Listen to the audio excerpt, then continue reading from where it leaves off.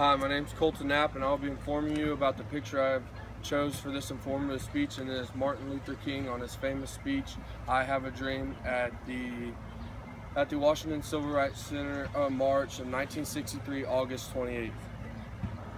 The history behind this picture is all of the supporters from 250,000 people that were at the Capitol at once. 75 to 80% of these people were African Americans.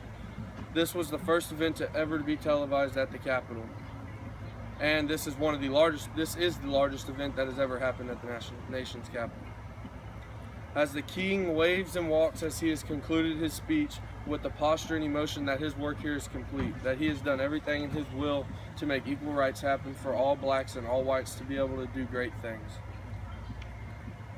One of the biggest things that the king wanted to do was fulfill that Abraham Lincoln's Emancipation and Proclamation. For the world to be equal, as kids walking around with whites and the African American kids that walk around not knowing why there is so much hatred between the two just over color. Letting these kids know that there is no hatred anymore and that they are all equal and that they can all go to the same school, they can all drink from the same water. And how the African Americans are treated by police officers, of how they're discriminated and how they are treated poorly and treated like dirt.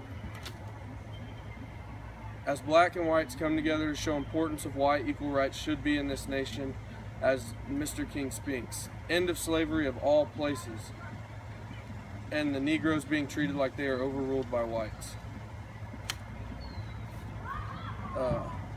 Mr. King traveled the world being a nonviolent leader for 13 years and is one of the best leaders of 13 years of nonviolence. Mr. King wanted all people to do what others do at all equal cost, and let blacks and whites be brotherhood and work, pray, eat, sleep, and stay together. Be a brotherhood, be a one, be the same person. You'll all put your pants and eat the same and do everything the same. You're all equal.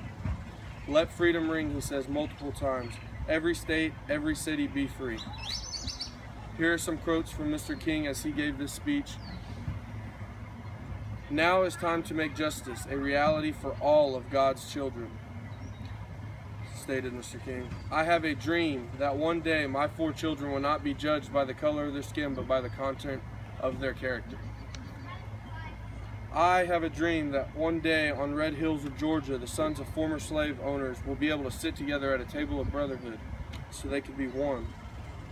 We must learn to live together as brothers, or we will perish together as fools." As Mr. King stated this, he died recently years later on April 4th of 1968, dying for a great cause and one of the greatest leaders to ever live and talk about equal rights. And that is my informative speech over why Mr. King has talked to all these people.